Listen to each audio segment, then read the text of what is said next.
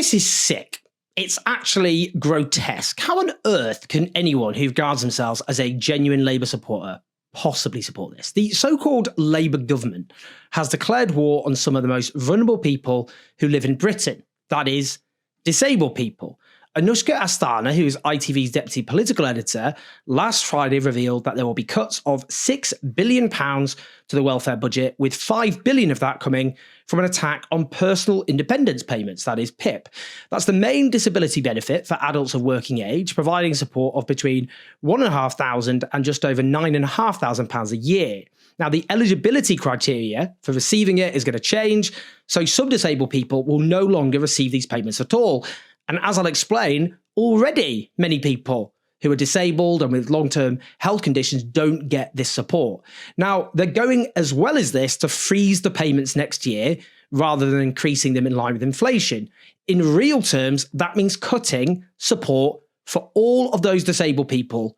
Now, there's been a long-standing widespread campaign of demonization against people who receive benefits, portraying them as scroungers, as people who shouldn't be getting the support that they're getting. Well, this government policy will cut the amount of support being given to disabled people who nobody disputes need support. As ITV point out, and I quote, "Even those with extreme disabilities in the unfit to work category are likely to lose money under new government plans." Now, PIP isn't an out-of-work benefit.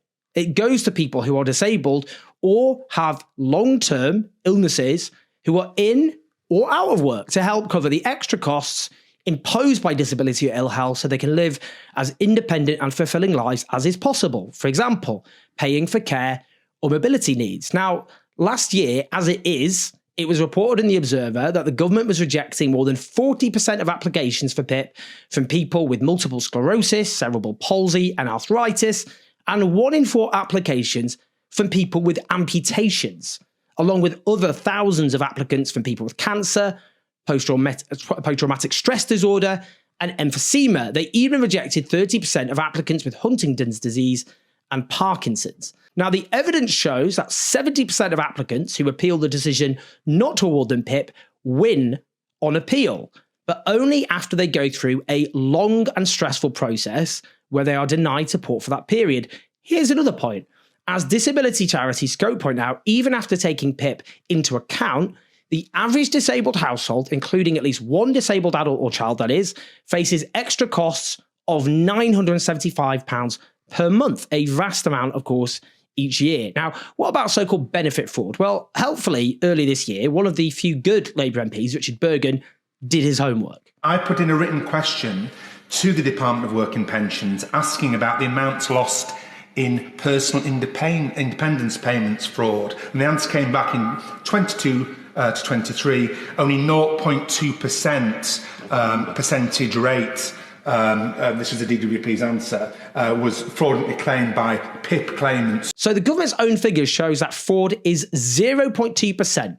In other words, almost non-existent. And what about the existing plight of disabled people? Let's listen to Shani Dandy, who is a disability activist who appeared on ITV's Good Morning Britain. Nearly half of everyone that already lives in poverty is a disabled person or they're a carer of a disabled person. And a high percentage of people that live in destitution are also disabled. If we're going to cut support to the people that need it most, it's only going to push even more people into extreme, deep poverty with the backdrop of the assisted dying bill. So this will drive vulnerable people who are already in hardship and poverty deeper into misery. And it is a Labour government which is doing that. Now let's hear this from a Labour minister, Alex Norris, who uses a line which frankly makes my blood boil. Welfare cuts clearly on the table as we approach the spring statement. Are you all prepared for the biggest, perhaps, split in the party of this premiership as we approach this? Well, I have to say, the clue's in the name for me with the Labour Party, with the party of work. There's 1 million young people not in education, employment or training. There's nearly 3 million people who want to work but can't because of their health and not getting the support to get back into work. that for me gives me a profound sense of purpose to want to change that. We're going to be setting out our plans later this week, but the principles that will guide that will be that the people who need support will get that support. Of course they will, but that we need to, restore trust and fairness into the system, improve the broken assessment elements. But crucially, those folks who want to work, can work, but need help, they're going to get that help. We're the only major developed nation that's not bounced back from COVID in this regard. So we've got to change that, and that's why we'll be making the pronouncements we make later this week. Listen to what he says there, oh so smugly. The clue is in the name for me with the Labour Party, the party of work. This is frequently a line you hear trotted out by right-wing Labour figures when they want to paint Tory rhetoric and Tory policies with a thick coat of red paint. Labour is called Labour because it was established as the political wing of the labour movement, that is the trade unions. The idea was that trade unions could only do so much in representing the interests of working people in terms of their wages, terms, conditions, general living standards, their life in Britain by going on strike, withdrawing labour, or using the threat of strike action as leverage. As well as that, Labour's founders believed you needed a party which would implement policies at national and local level to improve the lot of those that trade unions existed to represent. It wasn't supposed to be a party that glorified work as an end in itself. That didn't mean, in any case, demonising people out of work. After he was first elected, in his maiden speech, Keir Hardie, the first leader of the Labour Party, referred to 4 million of the inhabitants of these islands who are without visible means of subsistence, not because of any fault on their part. Labour's mission was supposed to mean representing working people and all those suffering hardship, which is why the post-war Labour government of Clement Attlee introduced the welfare state, offering financial protection in the event of unemployment and ill health. But to be clear, personal independence payment is not an out-of-work benefit. Indeed, it partly exists to support people so they can work. As disability charity Scope puts it, life costs a lot more when you're disabled. Thousands of pounds for a wheelchair or home adaptations. Sky-high energy bills because without enough heating, you're in constant agony. They know that we've had years of inflation driving up prices, and given disabled people are so much more likely to be in hardship, that has already hurt them before this latest proposed attack.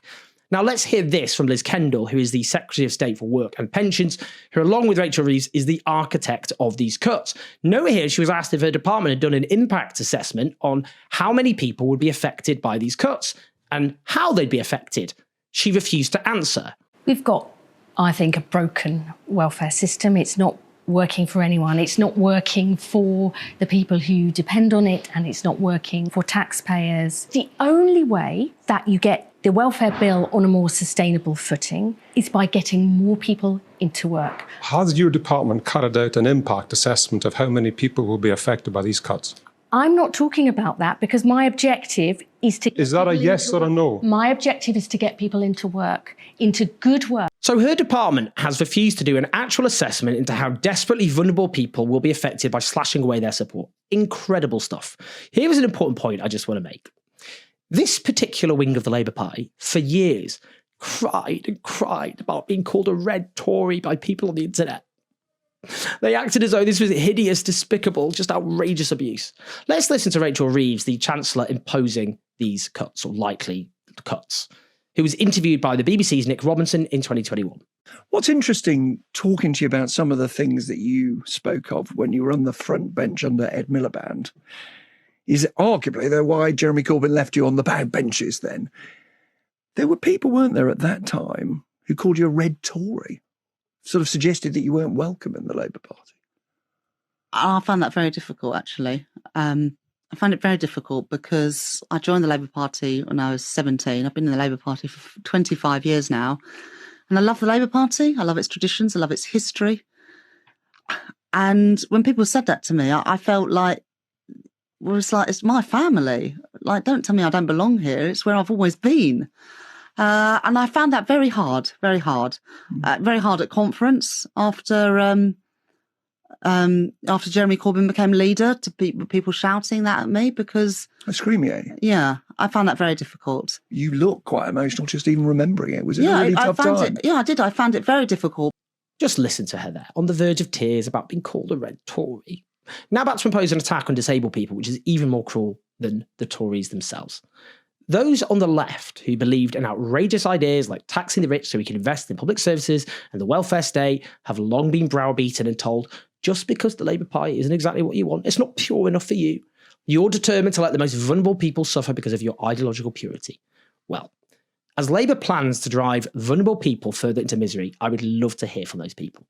The Labour government is a government which has attacked vulnerable pensioners with the winter fuel payment, which has kept the 2-child benefit cap, which drives many children in this country into poverty, including many in working households, which has refused to hike just taxes on the rich to invest in a country which is falling apart, which continues to arm and facilitate Israel's genocide in Gaza, and is now attacking disabled people.